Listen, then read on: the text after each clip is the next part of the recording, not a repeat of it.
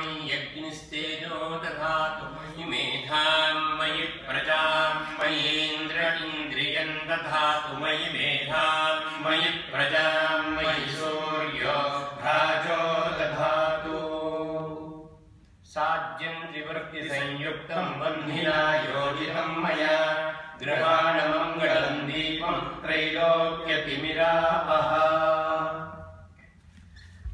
Friends, first I would request Shri Subhanu Saxena, Shri Chandrashekhar Avadhani, Shri Ramesha Avadhani, and Shri Ranjan Vasudevan to please come onto the stage. In a few minutes' time, our Raghu will introduce all our scholars today. Friends, as you all know, we all have gathered here to pay our respects to our Sastry ji by way of organizing this very special lecture. The idea of Srimati Sandhya and Shri Mohit Keshav, Sastry ji's son and daughter-in-law, they have decided rightly to have a memorial lecture in the name of our dear Sastry ji every year on subjects related to Sanskrit, the Vedas and art and culture. This is the very first one wherein dear friends of our Sastry ji,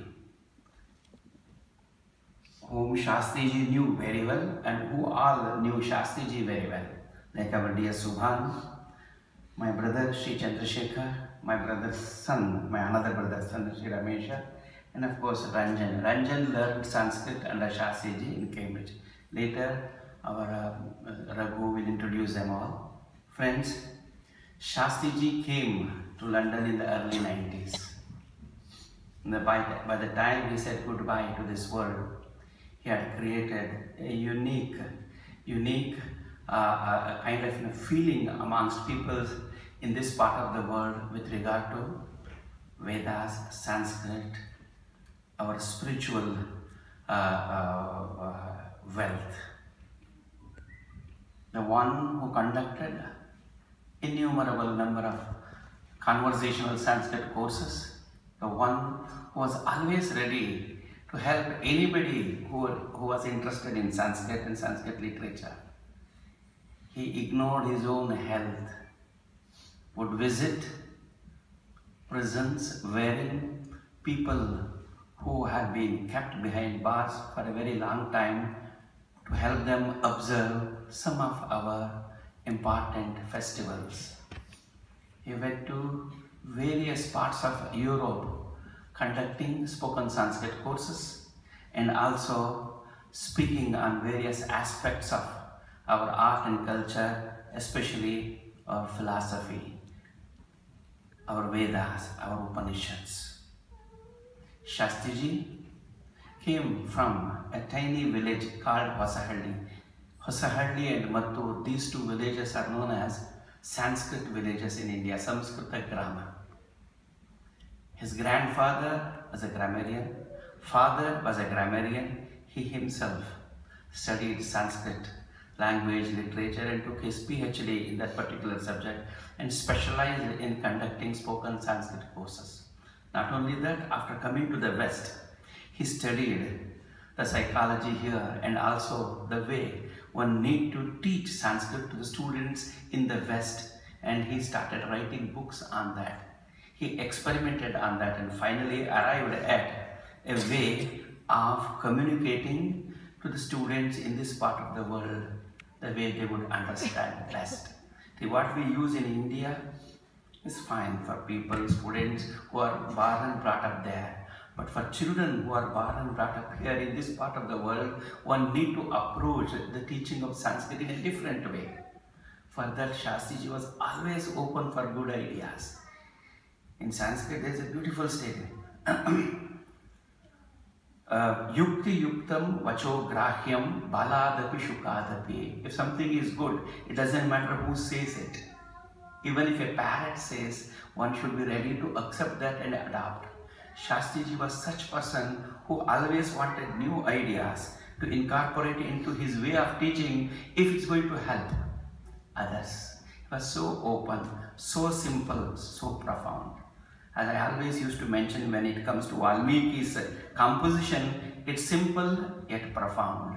Shastriji was like that, simple yet profound. His simplicity, his profundity, his humility, and also his readiness to accept anything that which is good from any religion, it didn't matter to him.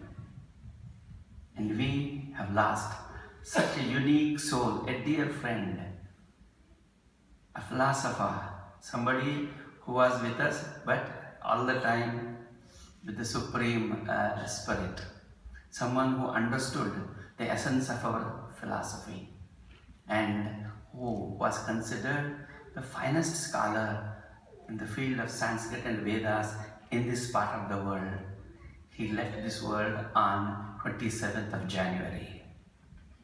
He was our Sanskrit teacher, our academic director, who always was ready to help our students. Our teachers, even our own music and dance teachers, always remember Shastriji, because they used to say, even if you ring him at midnight, they say, no problem. I will help you first and then I will go to sleep. That's how Shastriji was, and to all of us who knew him. As a playwright, as a scholar, as an actor, as a singer, he was very special. He was so simple, sometimes you wouldn't even notice him. And he was ready to do anything for people, and spending his time, his own money, whether it's early in the morning, late in the evening, he was always ready. I'm so touched when our dear Keshava and Sandhya, with the blessings of Keshava's mother, Shastriji's wife Sharada, they decided that they must have something to remember Shastriji and his contribution in this part of the world. We felt very happy in the Bhavan as well, because his contribution to our Bhavan is very special, very unique. It cannot be assessed in terms of money. So we decided, yes, we should go ahead with that. Shastriji was very, very dear to me personally, and I have lost a dear, dear friend, a guide, a philosopher, and we pray to the Almighty to give him the place he rightly deserves amongst the greatest. Now, I would request our Raghu to kindly come and introduce. Prior to that, I will just say one prayer, not from the Vedas, because they will all be reciting Vedic prayers from our scripture.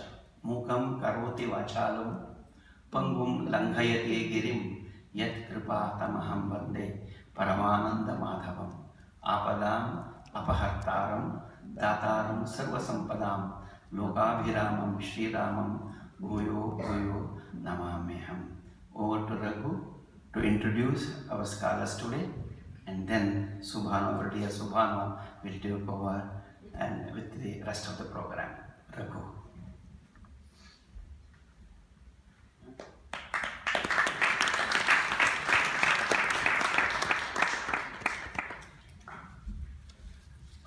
Namaste everyone. Firstly, to Brahmaya, who is Shastriji, to all of you, who is my own Guruji here, teaching me both Sanskrit, stories from our mythology, and shlokas and Vedas. Shri Gurubhyo Namaha Harihi Om. So, as my father often does, he's stolen my thunder, so I'll keep it short and sweet. In addition, of course, to the amazing idea by Keshava, Sandhya, and Sharada Mami, and of course the entire family and the support of the Bhavan, this event today and what will become an annual event is very much thanks to all of you as well. You are all the inspiration for it. Brahmaya's students, his friends. So thank you all for being here today and supporting this. And I know Kapriyanka will talk a bit more about the ideas that we have in order to continue his legacy and ensure that the ideas and causes that he was very passionate about continue to be maintained and encouraged. So the panel we have today, I'm glad to say that I have a fairly unique relationship, and literally a relationship with two of them, and a unique relationship with all four of them. So we'll start going from right to left. We'll start with Sri Subhanu Saxena. Big hand for Subhanu Saxena, please. Who is one of my Gurujis. I learned some of the very few parts of the Vedas that I know from Subhanu uncle. And Subhanu uncle is an extremely unique person. He's as comfortable running billion-dollar companies as he is about talking about Vedas and Vedantas. And it's safe to say that he has an extremely unique and well-informed understanding and ability to communicate the teachings of our philosophy. So today, Subhanu uncle will be guiding you through the beauty of the Vedas and Vedanta. Shri Subhanu Saxena. Shri M.N. Chandrashekhar, Subhanuji's guru and my uncle, so I'll refer to him as Chandradorappa, comes from a lineage of more than 500 years of Vedic scholarship in our family. He is a retired professor of Sanskrit, and he has tutored many individuals, both in Bangalore and with the dawn of technology, Skype, etc., across the world in Vedas and Vedantas, and himself is an expert in not just the Vedas and Vedantas, but also our mythology. And he's been conducting a 3-week Vedic recitation course here, as he has many times before. Shri Chandrashekhar-ji, we're very glad to have you here. My brother, Shri Ramesha Avadhani, who is, by day, he's a bank manager, but really his true calling, and you'll hear it today, is his ability to recite the Vedas in quite an incredible way, and I'm sure you're going to feel that when you hear that. And I would say that our family takes the entire credit for that, but in fact his maternal grandfather, Sri Keshava Ganapatiga, was one of the great Vedic scholars of the 20th century. So Sri Ramesha Avadhani. And finally, Sri Ranjan Vasudevan, who is a contemporary of mine from our time together at Cambridge, but a far more illustrious contemporary than me. He is a Samavedi, and you'll hear the difference in tone and intonation between the Yajur and Rig Vedas and the Samavedas. So Ranjan is here to provide his expertise on that, and he's now a postdoctorate in astronomy at Cambridge, which is of course the correct blue colour for those of you who are at Oxford.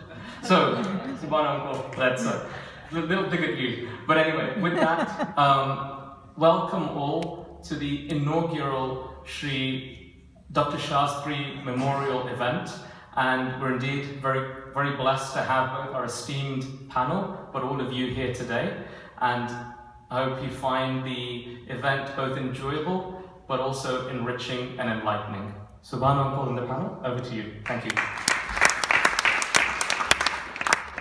Shri Gurubhyo Namaha Hari Om. Shanno Mitrasham Varunaha Shanno Bhavatvaryama Shanna Indro Brihaspatihi Shanno Vishnurukramaha Namo Brahmane Namaste Vayo Tvameva Pratyaksham Brahmasi Tvameva Pratyaksham Brahma Vadishyami Ritam Vadishyami Satyam Vadishyami Tanmamavatu Tadbhaktaram Avatu Avatu Man Avatu Bhaktaram. Om Shanti Shanti Shanti. Friends, on behalf of all of us, we extend you a very warm welcome to this very special event. And we all can feel and miss Shastriji's presence. He was more than just a dear friend to all of us. He was part of us. And all of us have our memories of Shastriji over the years.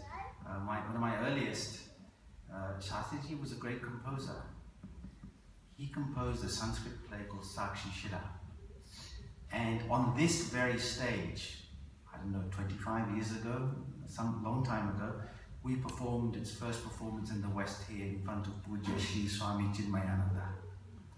And it so happened a week after Shastriji passed away, I was speaking at a Gita conference in Pune at Chinmaya Mission, and was deeply, fondly remembering Shastriji and all that he's given us.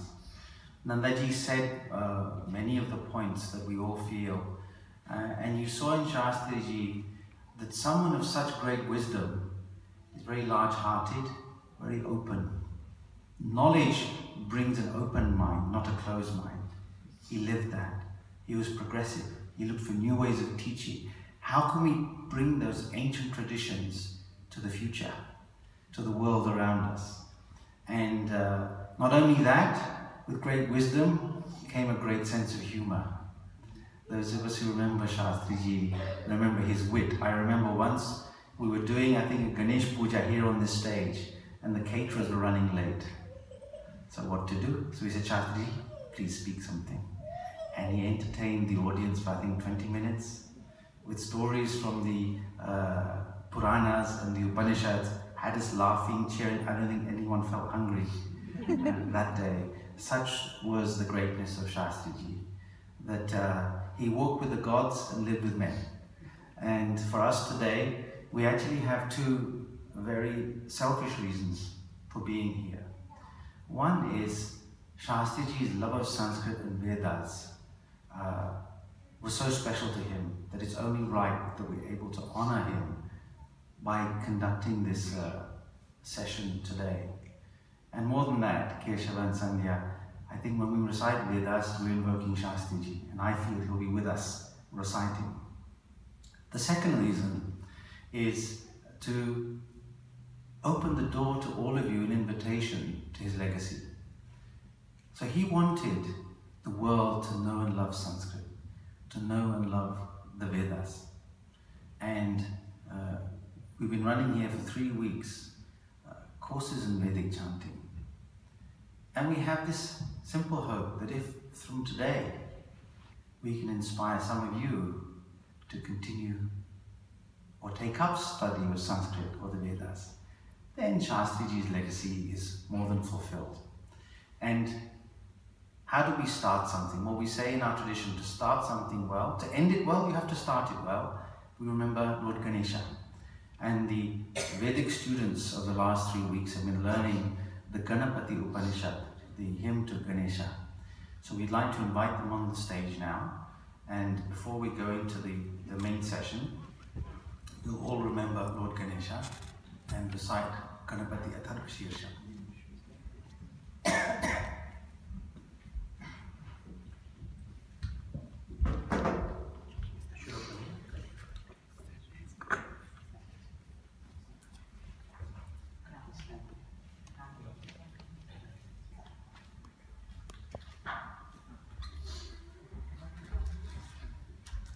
And those of you in the audience who've studied these mantras in the past, also join us from the floor.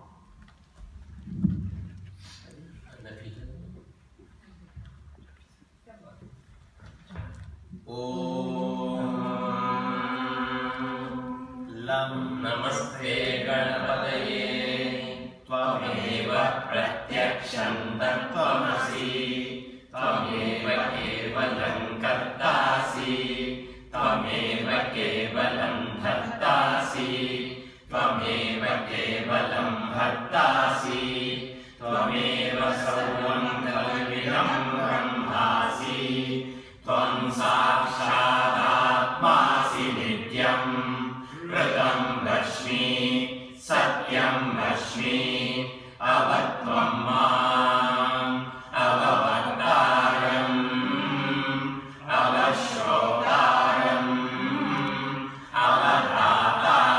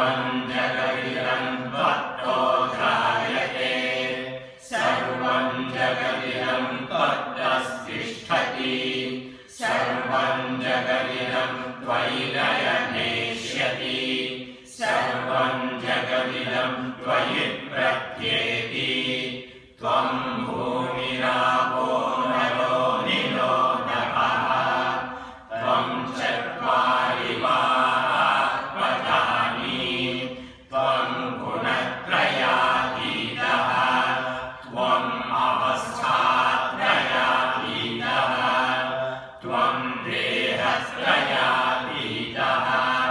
त्वं कालत्रयातीतः त्वं मूलाधारस्थितोऽसि नित्यं त्वं शक्तित्रयात्मकः त्वां योगिनो ध्यायन्ति नित्यं त्वं ब्रह्मा त्वं विष्णुस्त्वं रुद्रस्त्वमिन्द्रस्त्वमग्निस्त्वं वायुस्त्वं सूर्यस्त्वं चन्द्रमास्त्वं ब्रह्मभूर्भुवस्सुवः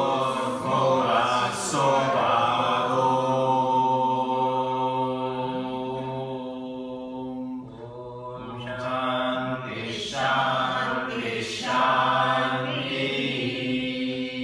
Well done.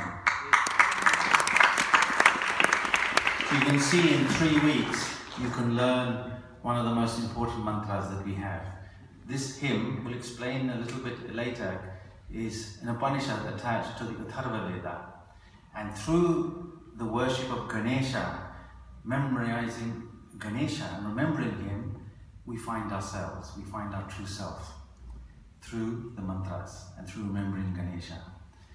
So we're here to take you on a journey through the ancient Vedas from India. I say ancient, I don't think we actually know how old they are. Western scholarship tried to put a date 1500 to 200 BC, but we have evidence that mighty rivers were mentioned that dried up before 3000 BC. We have star constellations, so Ranjan will know more as an astrophysicist, describing star formations that were around in 6000 BC. We don't know how old the Vedas are. But almost that is irrelevant. Their message is timeless. Their message is eternal. That's why they are remembered. What does Veda mean? Vid, knowledge. We are here in this world so that the universe may know itself. So knowledge is the highest goal. True self-knowledge. Who are we? The place around us. Where do we find this knowledge? Well, we're fortunate that this knowledge is given to us in the ancient Vedas. Now, some scientists have traced those sounds you hear to birdsong. And somehow these ancient rishis were so in tune with the universe and nature around them that it came forth, we almost use this word like a spota, like an explosion from inside, in these mantras, that truly are the breath of the divine that come. You may have noticed different swaras. What you're going to hear today is the authentic way of reciting the Vedas with these swaras, which is lost in many parts of India, but is maintained by traditional scholars. And you would have heard 3 levels: Udatta, Anudatta, and Swarita. These swaras are the pulse of the universe. There's an energy in every single mantra, and when we invoke that energy, we're calling on a deep energy that's in the universe, in and around us, that comes forth through sound. And these mantras were captured in 4 Vedas, and we're going to take you on a little tour of each of those. And it can only be a tour because the Vedas are endless. There's actually a very interesting story in the Taittiriya Brahmana. Bharadvajo hatribhirayurbhir brahmacharyamuvasa. The great Rishi Bharadvaja lived 3 lives studying the Vedas. Then he got tired. The gum hajir nagastavira gum shayanam, he's having a rest. Indra upavrajyo vacha, Indra came to him. Saho vacha, he asked Bharadvaja, Bharadvaja yatte chaturthamayur dadyam kimenena kurya iti. If I give you a 4th life, what would you do with it? What do you think he said? Brahmacharya me veinena chareya iti hovacha. I'll study the Vedas again. Now in the distance there were 3 huge mountains. Tagum Hatrin Girirupa Vidyatana Darshayan Chakara. He showed them these 3 mountains. Teshagum Heikaikasman Mushtinadade. He took a handful of earth from each of them. He said, Sahovacha Bharadvajetya Mantraya. He addressed Bharadvaja. Vedava ete. These are the Vedas, these 3 huge mountains. Anantavi Vedaha. The Vedas are endless. Etatva etais tribhirayurbhir anvavochathaha. These 3 lifetimes you spent studying the Vedas amount to each of these 3 handfuls of earth. So how many lifetimes are you going to study? So to cover the whole of the Veda will be impossible. But to give you a glimpse, to open the door, we can do that. And with that comes that invitation to go deeper and embark on a study of these beautiful ancient scriptures. The oldest Veda is the Rig Veda. Rig means verse. And as I mentioned, the age we really don't know. It's organized into 10 books or mandalas in one categorization, each associated with one of the ancient rishis. So the famous Gayatri mantra is Vishwamitra's composition, or rather he saw it. That's book 3, is the book of Vishwamitra. And in an ancient yajna, the ancient ceremonies, the Rig Vedi had a very special role, was to invoke the deity to be focused on. When you do a party or something, you have to send out an invitation, right? I just had my daughter's wedding, we sent out invitations. You have to invite people to come. Same way, when you start a ceremony, you invite Agni, you invite Ganesha, you invite Indra. That was the role of the Rig Veda.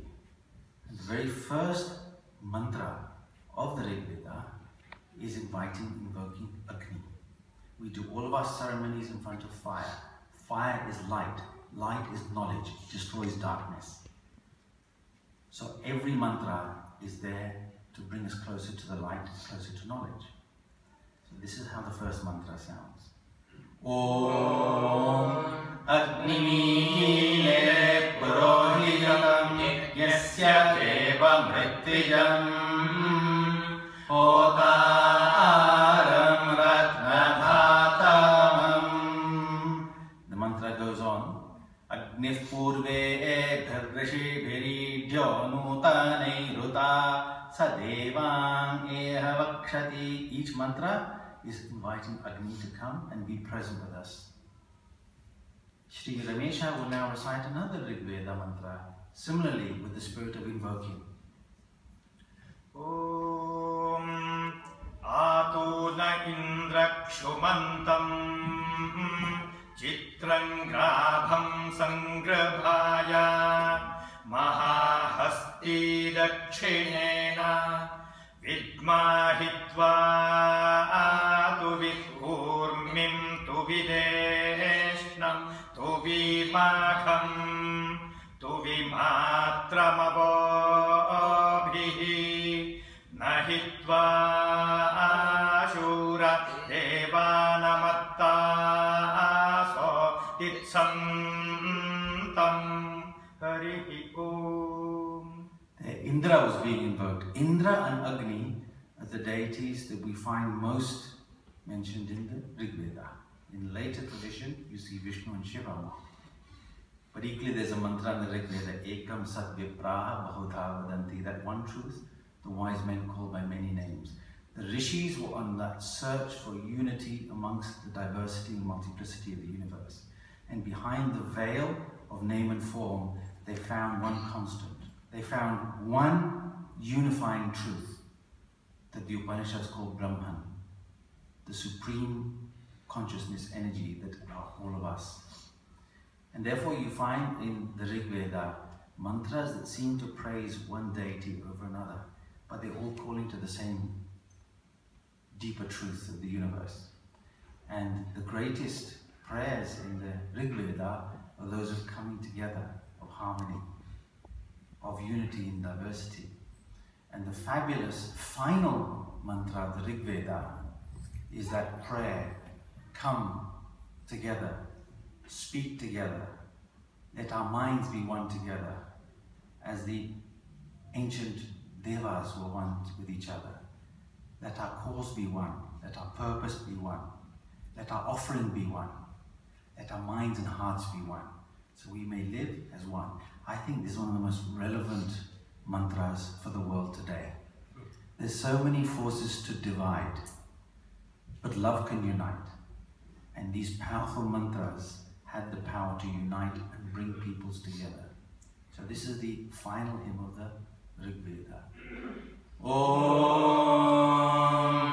Sangachadhvam Samvadadhvam Sambho Manam Sijanatam Deva Bhagayatha Purve Sanjanana Upasate Samano Mantra Samiti Samani Samanam Manasa Chittamesha Samanam Mantram Abhimantrayevaha Samanena Vohavisha Juhomi Samani Vahapuri Samana Hridayani Vaha Samanamastu Vomano Yatha Vasu Sahasati.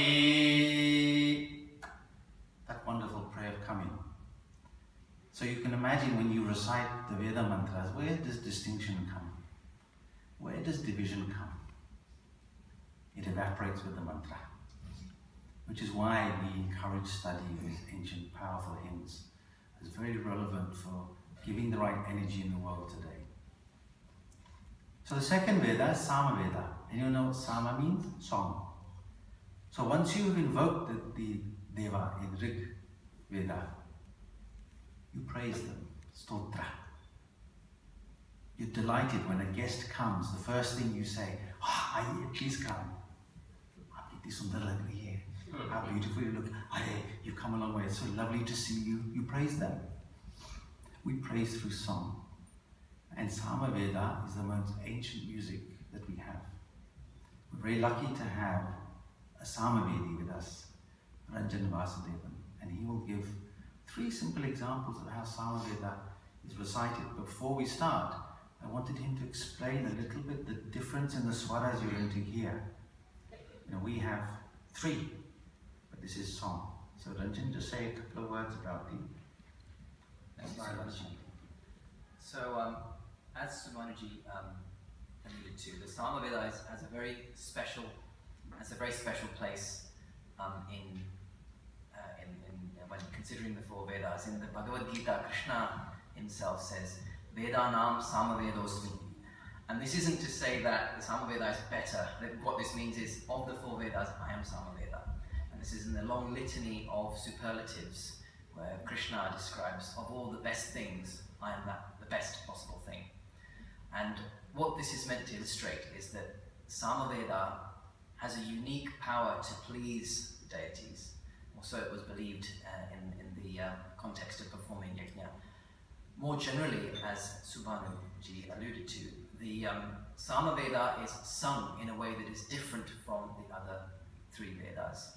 Whereas in the Rig Veda, Yajur Veda, and Atharva Veda, there are 3 swaras, Udatta, Anudatta, and Swarita. Swaras is basically another term for note or tone. In the Sama Veda, there are 7 swaras, and as was mentioned, this is the origins, we think, of perhaps all music, perhaps the earliest types of music, and certainly it is what the great traditions of India, the Carnatic and the Hindustani musical traditions, trace their origins to. The Sapta Swaras, as they're called, the 7 tones of the Samaveda, there is a beautiful shloka which many Samavedis recite before beginning a recital.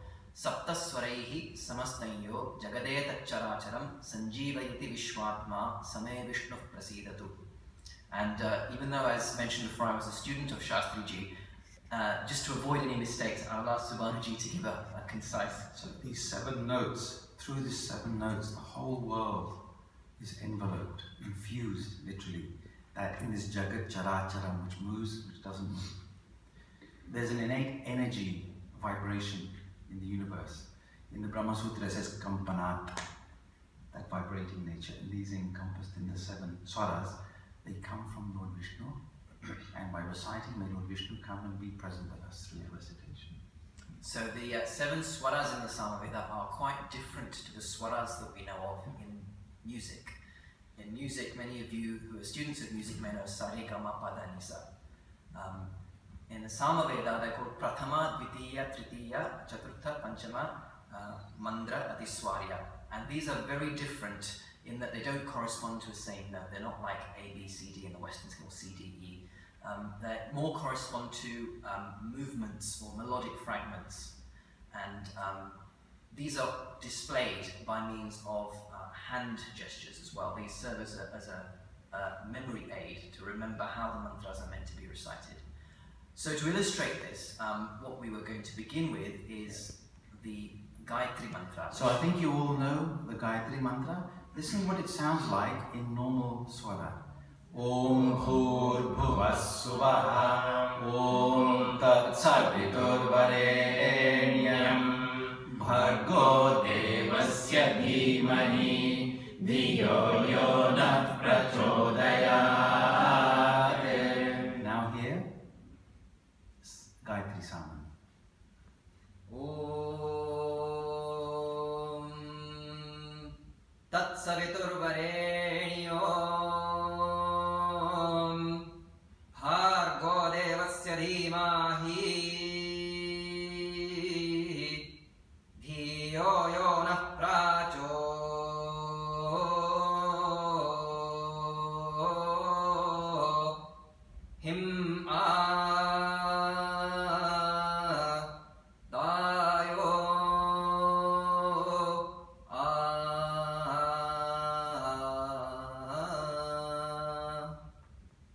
Beautiful, isn't it? Yeah.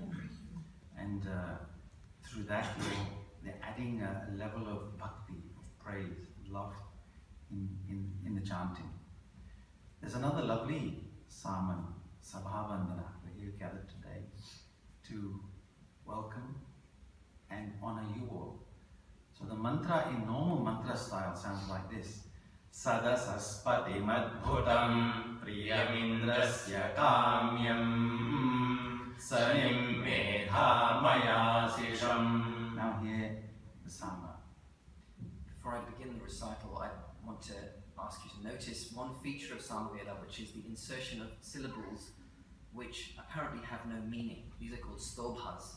And in the same way that in Western, say in jazz, you have scat singing, or even in Indian classical music, you have alapana or alap. This is just pure expressions of joy at the truth that the mantra is eulogizing. So there are a few syllables that you might notice during this, which are called stobhas that have this function. Om Sada Saspatai Madbhuta Ova Praya Ova Aindra Syakamayam Sanimme Dhamaya Sisham. So you could recognize some of the Sanskrit words and then the stobhas, these expressions of joy. And when you're singing, that feeling comes through the stobha. One of the abiding themes in the Vedas is bringing peace of mind, Shanti. There are many Shanti mantras in the Vedas. There's a Mahashanti mantra we have in our Veda, where there's just a string of Shanti, Shanti, Shanti. You now hear the Vamadevya Saman, which is the Shanti mantra, one of the Shanti mantras in the Samaveda. These mantras also appear in the Mahashanti mantra of the Krishna Yajurveda. Kayanaschitra ahuvatuti sadavrata sakha Kaya shajishthaya vrata Spa satyo Nanamukum hishto matsadandhasaha Dridhati darujevasu. Now hear the Sama. Om Kaya Naschaitra Abhuvad Uti Sadavridhasa Kha Oh Hai Kaya Shajai Shthayo Him Varto Hai Ka Astva Satyo Madanam Ma Hishtho Matsadandha Sa Oh Hai Dridhatira Rijo Him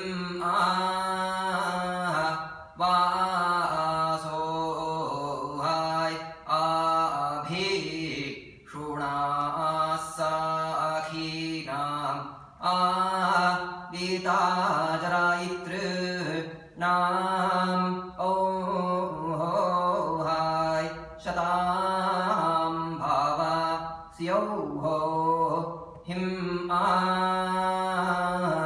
Tayo Hai Om Shanti Shanti Shanti. So there's Samaveda. You can imagine in Yajna when the Samaveda is recited, which is filled with this love, compassion and peace.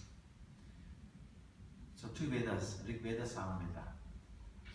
The next Veda, Yajurveda, will go into a bit more depth in a second. But the Yajurvedi is the one who performs the actual Yajna, the Avadhani as it's called. But when you're performing, who's going to keep an eye that everything has gone well? Well, that was the function of the Atharvavedi. Here's the first mantra of the Atharvaveda. Om Shanno Devi Rabhishtaya Apo Bhavantu Vitaye Shanya Rabhisravantu Naha. There was a reason the Atharvavedi was overseeing everything, because you typically learn that after learning all the other Vedas. You've probably seen, and the way Ranjan was reciting, you're not going to get that from a book. You get that from Guru. Ours is a living, vibrant tradition. Our Vedas are called Shruti, that which is heard. A wise person is called Shrutavan, one who knows the Vedas, one who listens well. Not one who talks a lot like us, one who listens well. Shruti. You get that from Guru Mukha. I learned from my Guruji sitting in front and memorizing texts. The whole of Yajurveda to recite from memory takes 48 hours. To learn it is 12 years of study. Plus you have to learn each of the ancillary disciplines. There's 6 of them. Shiksha, pronunciation, Chandas, meter, Vyakarana, grammar, Nirukta, etymology, Jyotisha, astronomy, and Kalpa, ritual. Each of those takes 2 years. 6 times 2 is 12. So to master one Veda, how many years? 24. Then to learn your second Veda at 12 years. How many years? 36. Those are called Dvivedis. Any Dvivedis in the house? If you know a Dvivedi, in their ancestry someone learned 2 Vedas. There are a few Dvivedis still in India. Add another 12 years to study your third Veda, 48 years. Those are Trivedis. I've only met one Trivedi in my life. Then 4 Vedas, add another 12 years, 60 years. Chaturvedis. So if you meet a Chaturvedi, somewhere in their ancestry, someone had mastered all 4 Vedas. So they knew the whole ceremony. So their role as the Brahman was to oversee. In fact, each Veda, there were 4 priests associated, so 16 in total, to conduct these ancient yajnas. What they were, you'll see in a second. But this was the function in the Atharvaveda. And Atharvaveda has many hymns related to the highest philosophy, but also to the more earthier aspects of human life. Charms, spells, to win a victory, to make sure no one falls in love with your husband or your wife. Human existence has to encompass the sacred and the profane. That's life. You can't run away from it. But in the depths of that, there's a sacredness.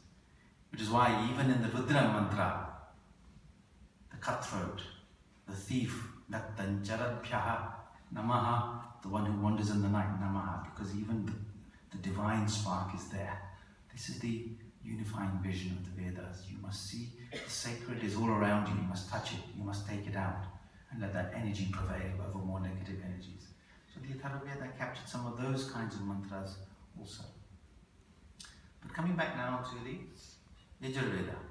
Yajus means literally like a formula. These are mantras that were there to help propel the yajna, that had specific purpose for the yajna, but also were infused with this divine energy in this spirit. Here's the first mantra of the Samhita portion of the Yajurveda. Om Ishetto Jetta Bhayavastho Bhayavastha Devo Vassavita Prapayadu Shreshtatamaya Karmana Atyayadvamagniya Deva Bhagamojasvakif Payasvakif Prajapatiranamiva Ayakshmamavastena Ishadamabhashadumso Rudrasya Hetif Parivo Vrunatruva Asmin Gopato Syata Pasvir Yajamanasya Pashum Pahi. Amazing. Can you imagine trying to do that in one breath? And see how it sounds with many of us reciting. It's very powerful, these mantras. Ishetva, for food, the Urjetva, strength, invoking strength, energy in the yajna. Now, each Veda has 4 sections. Samhita, the mantras, the what. Then the Brahmana, the how to use these mantras. Then, when you turn to deeper study, the Aranyaka, the forest works, which are the why we study these. And the deepest why, that is still the essence of the why, is the last section of the Vedas. Therefore, they stand at the end, the Anta, the Vedanta, the Upanishads.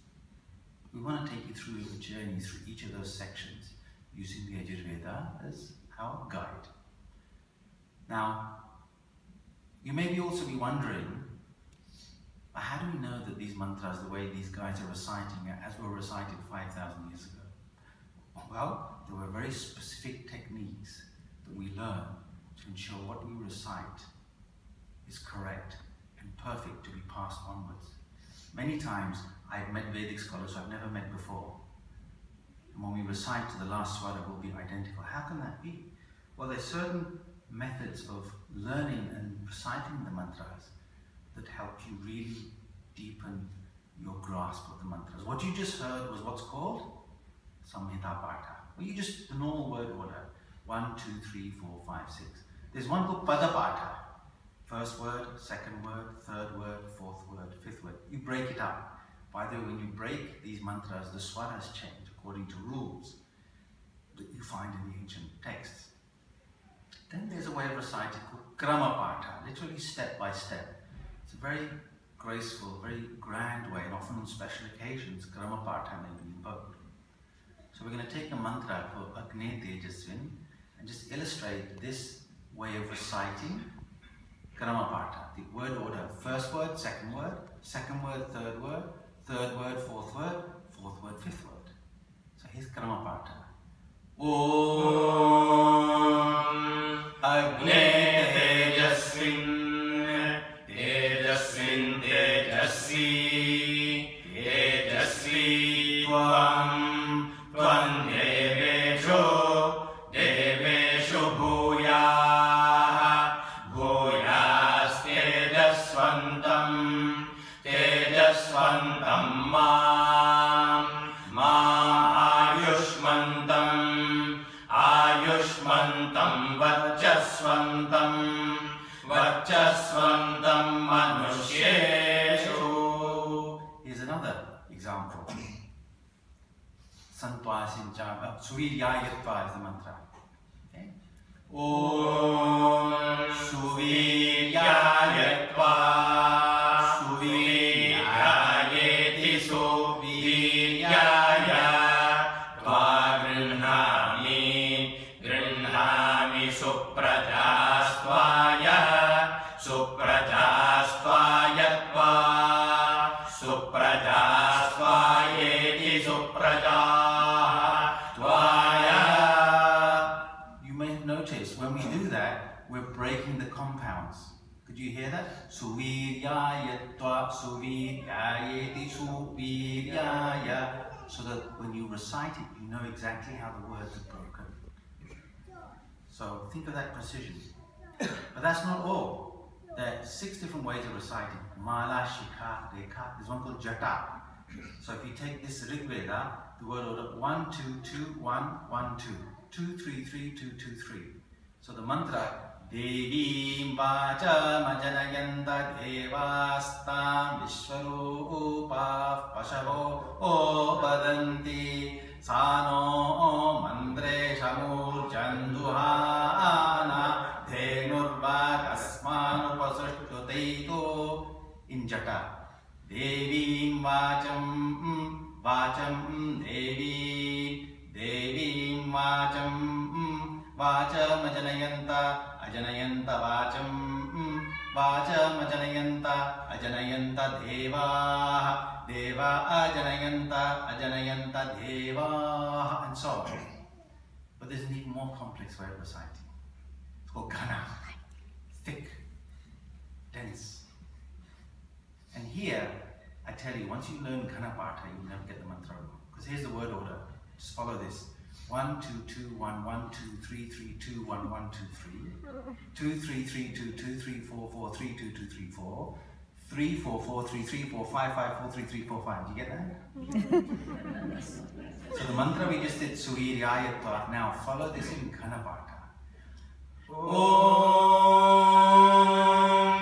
Suviryayatva Suviryaya Suviryayatva Grinhami Grinhamitva Suviryaya Suviryayatva Grinhami Suviryayeti Suviryaya Grinhami Grinhamitva Grinhami Suprajastvaya Suprajastvaya Grinhamitva Grinhami Suprajastvaya Grinhami Suprajastvaya Suprajastvaya Grinhami Grinhami Suprajastvaya Tva Suprajastvaya Grinhami Grinhami Suprajastvaya Tva.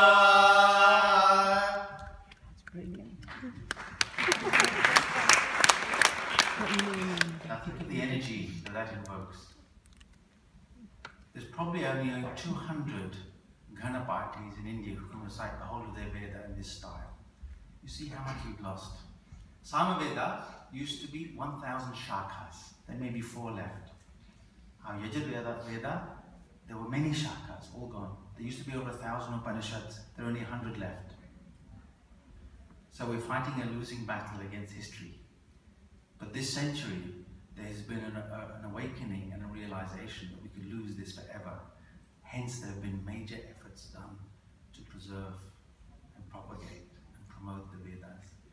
So the Kanchi Paramacharya saint, he found and realized there were some Atharva Vedas still left. He sent some students to go and learn Atharva Veda so that could be recaptured. There were only 3 or 4 left who knew Atharva Veda. But now Atharva Veda has been pulled back from extinction. There's one branch of the Yajurveda, Kataka. In one of the ancient grammarian texts, it described every village in India, someone was reciting Kataka. Most of it's lost to oblivion. So in our own way, what we're doing is Veda Rakshana. But each of you who learned Vedas last 3 weeks, what are you doing? You're preserving thousands of year old tradition.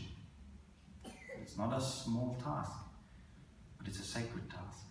And what we say is, you may not be able to master 48 hours or 60 years, but what you learn it perfectly, so you can pass it on to somebody else. Now, you may have picked up that there's some slight differences in the swaras between different branches of the Vedas. So, the Rig Veda style and Yajurveda style is slightly different. I'll give you an example. One of the most famous mantras, Purusha Sukta, the hymn to the supreme cosmic spirit in the universe. So, listen to it now in the Yajurveda style first. Om Sahasrashirasha Purushaha Sahasraksha Sahasrapade Sabhumim Vishvato Vritva प्रत्यतिष्ठद्दशाङ्गुलम् Veda. Om सहस्रशीर्षा पुरुषः सहस्राक्ष सहस्रपाद स भूमिं विश्वतो वृत्वाद्यातिष्ठद्दशाङ्गुलम्. Where we went, Sabhumim Vishwato Vritva. In Rigveda, Sabhumim Vishwato Vritva. The Swarita is elongated. We also, in Yajurveda, the Anuswaras, at front of certain letters, Sa, Sha, all the sibilants, Ra and Ha, become Gum, not So you see slight differences in recitation have been preserved. Also, there's one particular branch. See, Yajurveda has two branches. We are from Krishna, Yajurveda, where actually Brahmana and Samhita portions are kind of next to each other. They were put in a more definitive order in the Shukla, clear Yajurveda of the north. So the famous Isha Upanishad. Isha Asya Medagga Sarvayat Kincha Jagat Yan Jagate Tena Tyaktena Bhunjitha Magredhakasya Siddhanam comes from Shukla Yajurveda. It's chapter 40 of the Yajurveda. There the Brahmana only has two swaras, Udatta and Anudatta. You may all know Purnamadaha, the mantra. So here's what it sounds like in this Shukla Yajurveda style. Om Purnamadah Purnamidam Purnat Purnamudachyate Purnasya Purnamadaya Purnamevavashishyate. Om Shanti Shanti Shanti. Can you see? It's different. But these styles of swara reciting, scholars are trying to preserve them. There are many Pathashalas across India who are trying to do this work. If you come across one and you feel they're doing genuine work, support them. Do you know how much it costs to keep a Vedic student fed for a year? About £100, £150. In rupees, it's a lot. Pounds, it doesn't cost as much. So just think about, is there something, even if you don't learn the mantras, is there something you can do to help promote Vedic study? Nandaji, Chandrashekhar, Ramesha can provide information later of various places. Mathur has a formidable group of students there. So anything you can do to help preserve this ancient tradition doesn't cost you much. But think of what it saves for us. So that last mantra, Purnamadaha, comes in one of the Upanishads. It comes in the Shatapatha Brahmanam. Now what's a Brahmanam? As I said before, these are mantras that are actually explaining the how. How are these mantras used? Janudagni muttara vedin khatva apam purayitva subhadram. Dig a trench, a pit, knee deep, fill it with water. So you have literally instructions how to construct an altar and do it. But at the same time, they are giving some of the symbolic meaning behind what you're doing. So there's a mantra we're going to recite, Ashaste, where the Yajamana, the worshipper, is praying. What's he praying for? He's praying for life. He's praying for healthy children. He's praying for good energy in the universe. So it explains that when he's reciting, this is what he's praying, asking for. Om Ashasteyam Yajamanoso Ayurashaste Supradastvamashaste Sajatavanasyamasaste Uttaram Deva Yajyamashaste Bhuyo Havishkaranamashaste Divyan Dhamashaste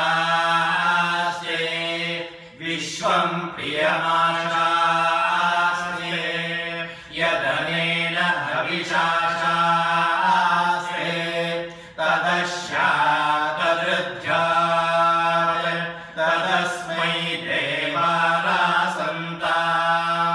तदग्निर्देवो देवेभ्यो वनते वयमग्निर्मानुषाः इष्टं च भीतं च उभे च नोद्या वा पृथिवी अगुंहसस्पाताम् इह गतिर्वामस्येदं च नमो देवेभ्यः.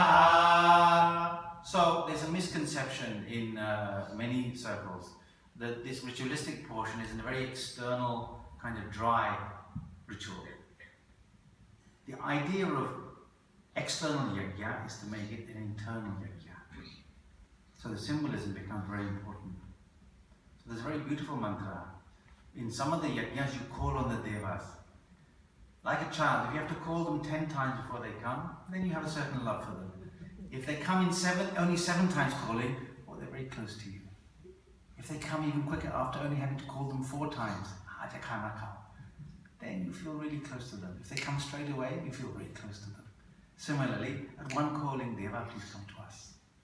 Om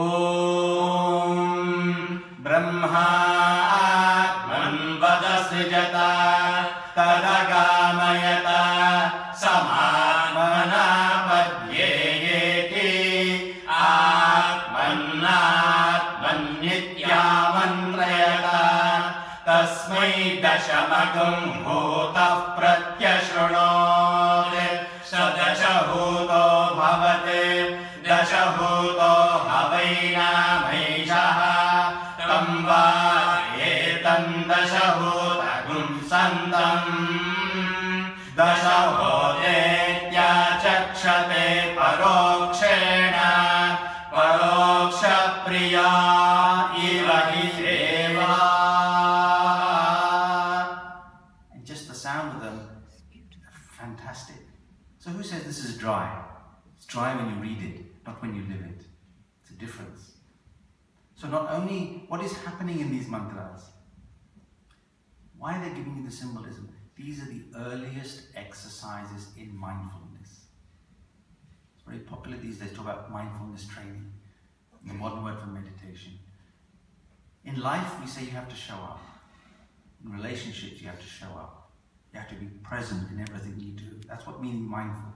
So even drinking this water becomes a supreme act of worship, meditation. Now, if when you're reciting your mantras, you know you're calling in this fashion, you're very mindful, very present in your yajna. So these Brahmana portions are the earliest exercises in mindfulness. There's a mantra in one, Yam Pratavamishtakam Upadadhati Iman Taya Lokam Avijayati. He who places the first brick, by doing that he moves the whole world. Now imagine if you're mindful when you're placing the first brick in the altar, this is for me to really become one with the world. That's mindfulness at a different level. So no one ever tell you that these so-called ritualistic portions are dry ritual. They are equipping you to turn the eye inwards, so that every act you do becomes a mindful, meditative one. And that means also that the Upanishads that we'll come to have their roots, even in the earliest parts of the Vedas, the Brahmana portions. So the Brahmana portions also tell us stories. So there's a very famous Upanishad. Maybe you've heard of the Kathopanishad. Who's heard of the Kathopanishad? Have you heard of the story of Nachiketas? Right? Do you know that it's first told in a Brahmana section? That's where it comes first. Here's some mantras from that.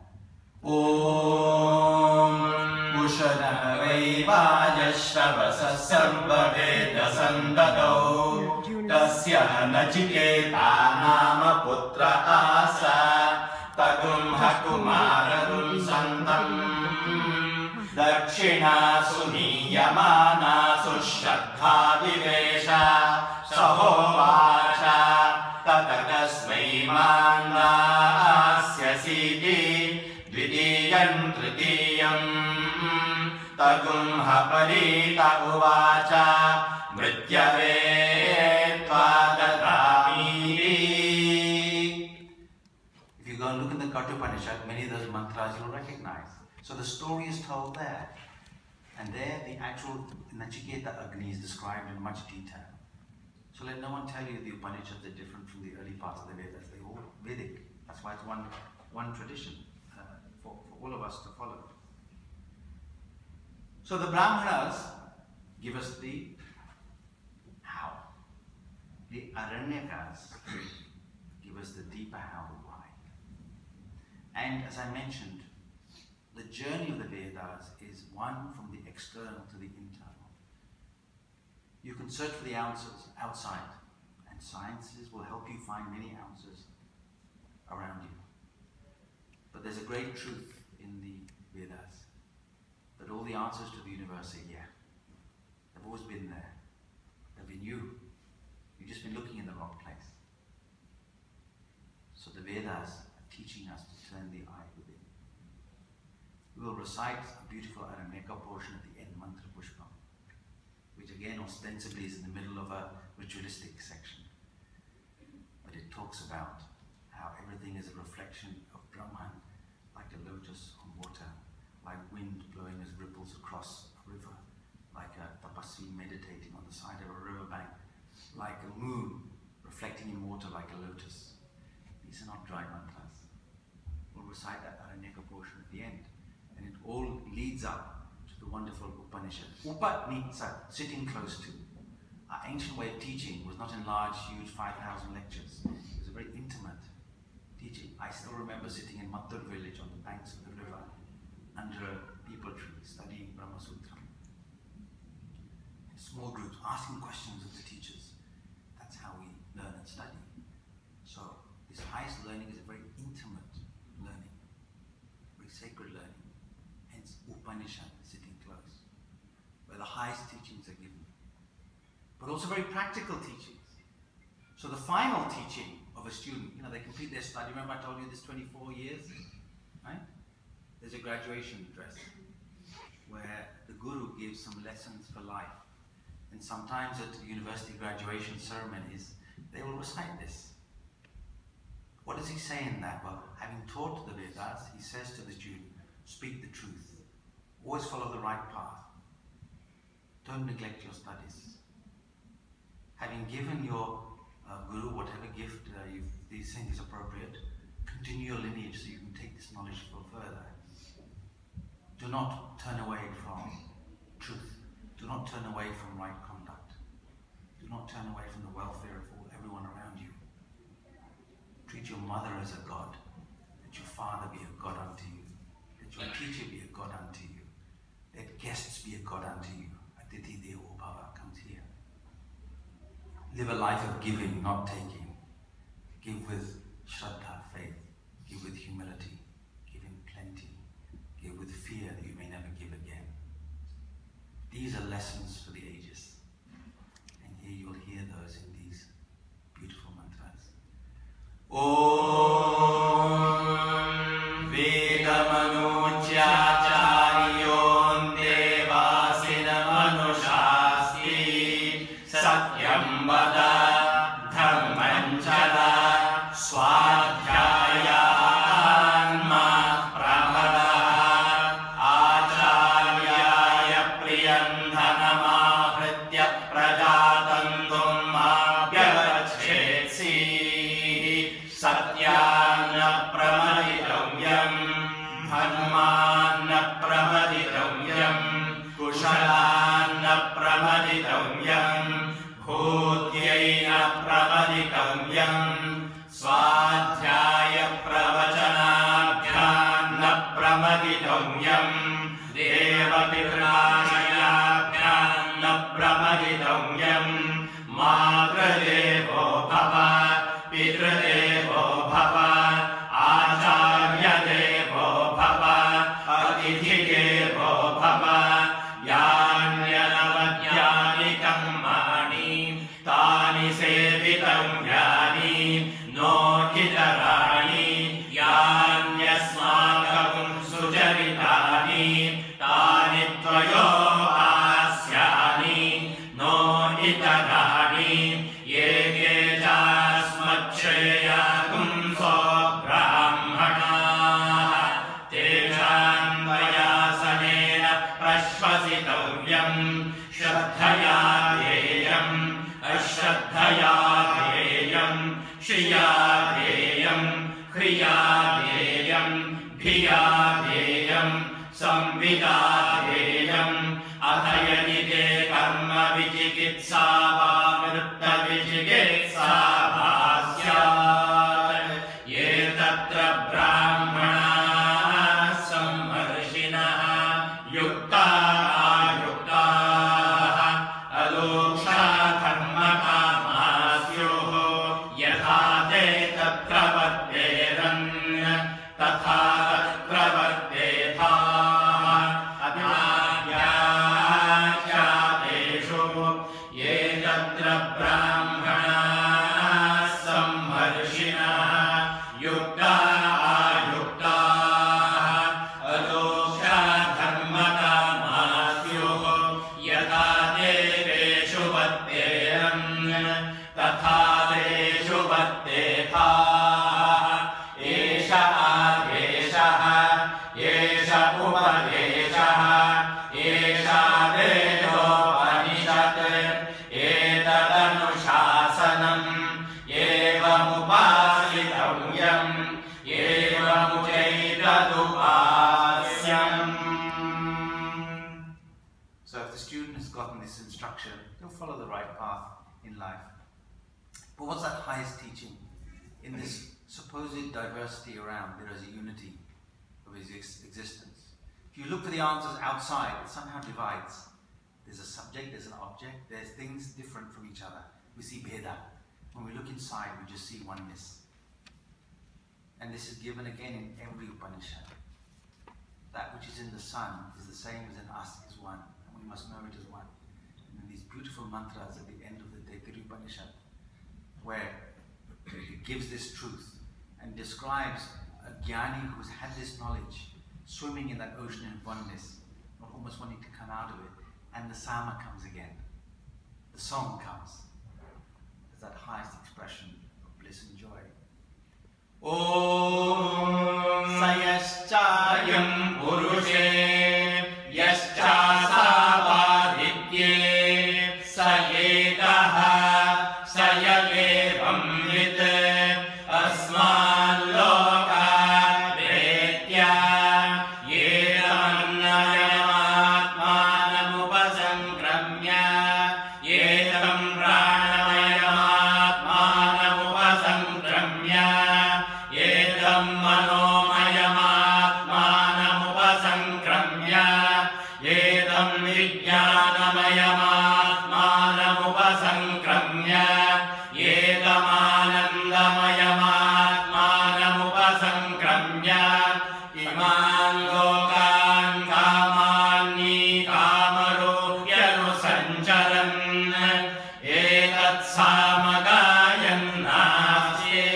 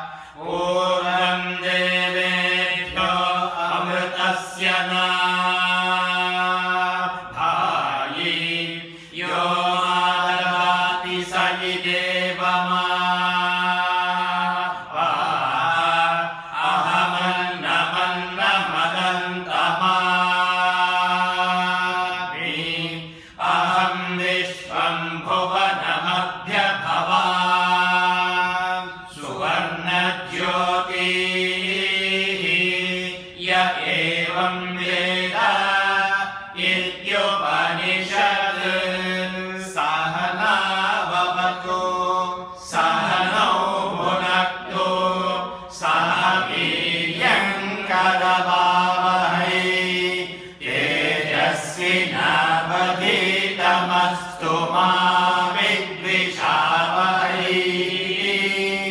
Om Shanti Shanti Shanti. Friends, I hope you've enjoyed this journey through the Vedas, through the universe. And we hope you felt the power of the mantras and the energy those mantras give. And maybe some of you are thinking, I'd like to learn some of that. Well, the door is open. The invitation is there from the ancients. You just have to walk through, step and grasp the hand of these ancient teachers to learn these beautiful mantras. We will close with that mantra mentioned, Mantra Pushpam, where the Rishi sees by the riverbank many things reflected. Fire and a Bhavan. He sees it reflected in the water and cannot tell the difference between what's the reflection and what's the water. He sees the wind rippling across, sees the sage meditating and sees their reflection, sees the moon reflected in the water, sees the stars, sees rain clouds, sees time itself reflected in the water. The water is Brahman. Everything is reflected in Brahman. Is one with Brahman. And by seeing everything in Brahman, we become Brahman. Om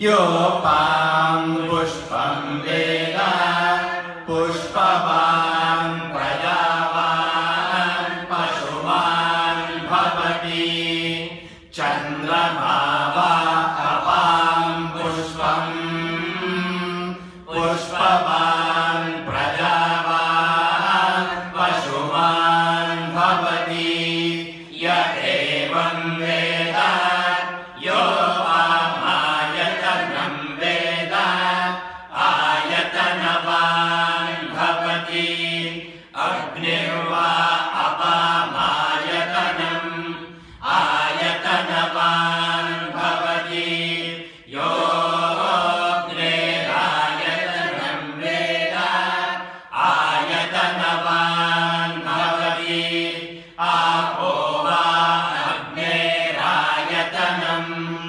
Ayatanavan Bhavati Ya evam Veda Yopamayatana Veda Ayatanavan Bhavati Ayurva Apamayatanam Ayatanavan Bhavati Yo Vayorayatanam Veda Ayatanavan Bhavati Apo Vai Vayorayatanam Ayatanavan Bhavati Ya evam Veda Yopamayatana Veda Ayatanavan Bhavati Asau Vai Tapan Apamayatanam Ayatanavan Bhavati Yo Mushyatapata Ayatanam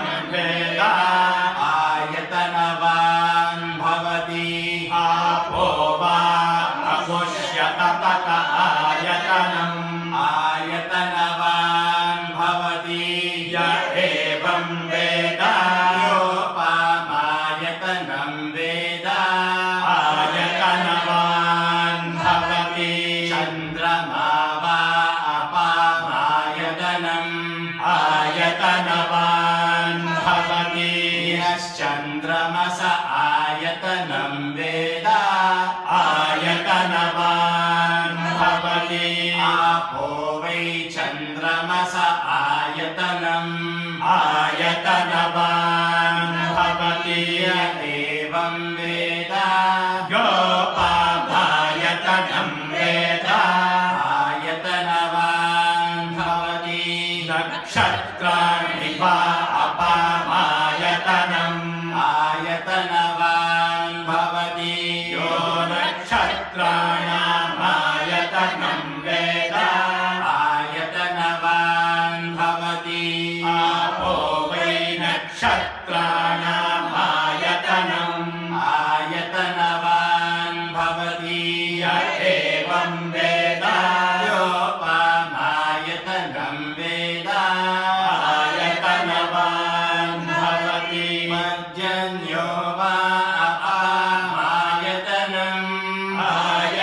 Ayatanavan bhavati yah pajyanyasyayatatam Veda. Ayatanavan bhavati apo vai pajyanyasyayatatam. Ayatanavan bhavati evam Veda. Yopamayatanam Veda. Ayatanavan bhavati samvatsaro va apamayatanam. Ayatanavan bhavati samvatsarasyayatanam Veda. Ayatanavan bhavati apo vai samvatsarasyayatanam. Ayatanavan bhavati ya evam Veda. Yo sunavam pratishtitam Veda pratyeva tishtati. Harihi Om. Om Shanti Shanti Shanti. Shri Krishna Paramastu. Thank you very much, everyone.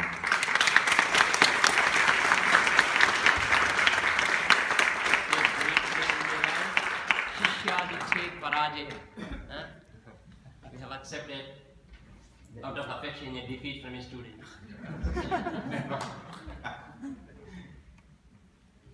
Nandaji will come and just say some closing words. Salutations for all of you, particularly for the mother of Subhanu. Oh, thank you. Thank you.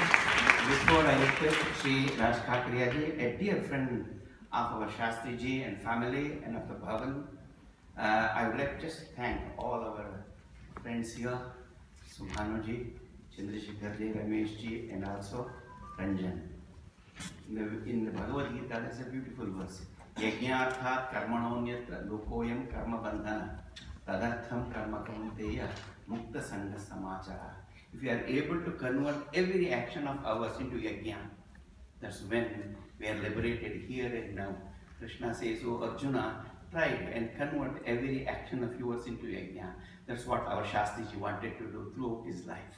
And here today we are sitting and listening to the beautiful, beautiful recitation of the Vedas and such a unique explanation of these mantras from the Veda mantras recited by all of Chandra, Ramesha, and Ramjan. I would like to thank them on behalf of our Shastriji family, our Keshava, Sandhya, Sharda, and all of them. Now, just give us only 2-3 minutes, wherein I would request Sri Kakriyaji to come and say a few words of the plans that we have for the future with regard to our Shastriji memorial lectures every year that we are planning. Sri Rajkakriya.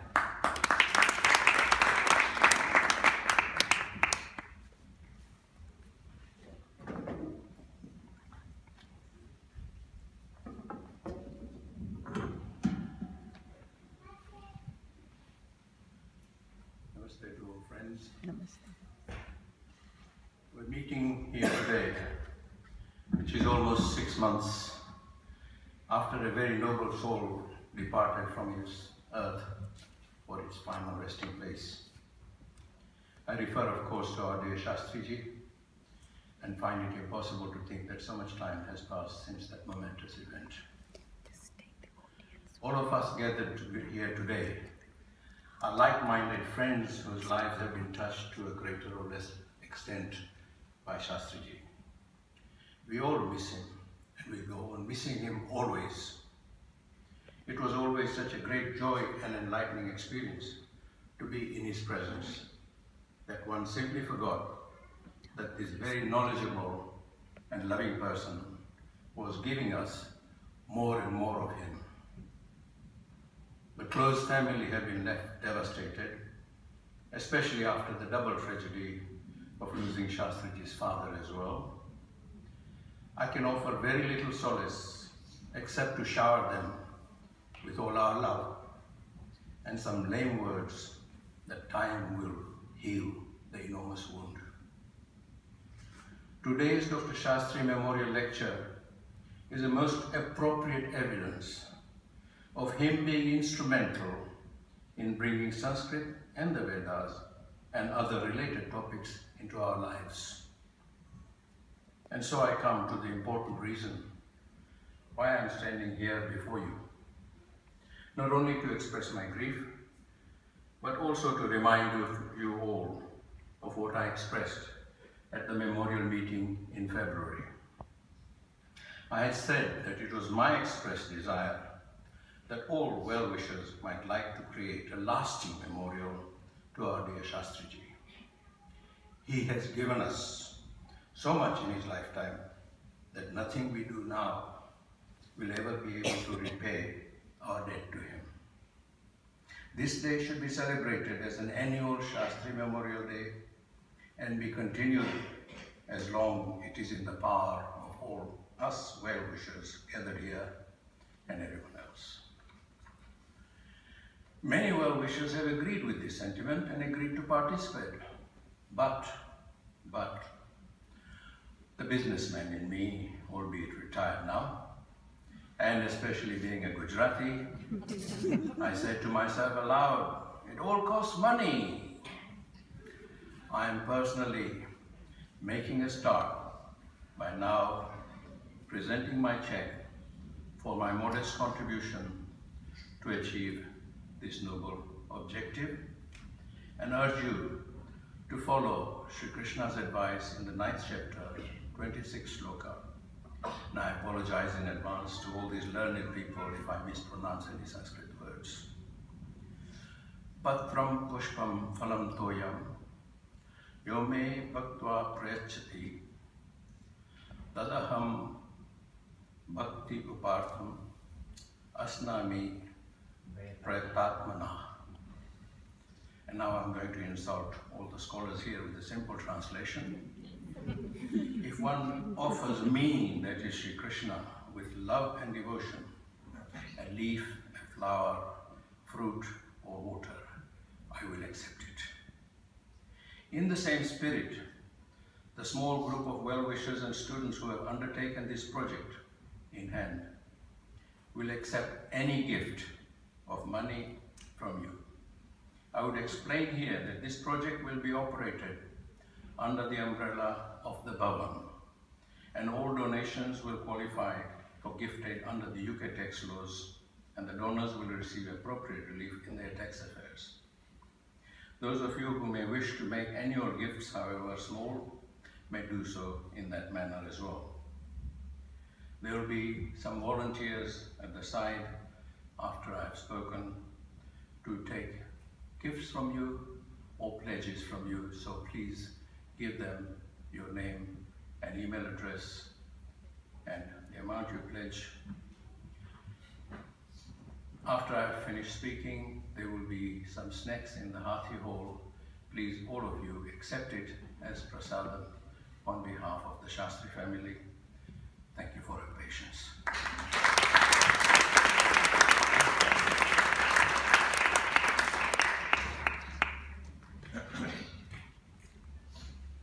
Namaste. Thank you everyone for coming here, and we really hope you can support us also by coming every year to these lectures. And if you could please leave your contact details, we will let you know when we have these workshops and lectures, and we'd really like you to spread the word and have as many people who are interested in this to come and attend. Thank you so much. Namaste. I would request all of you to please come to our dining hall where some snacks are being served. Please do come, and we need a few volunteers as well, and please give a helping hand. Thank you.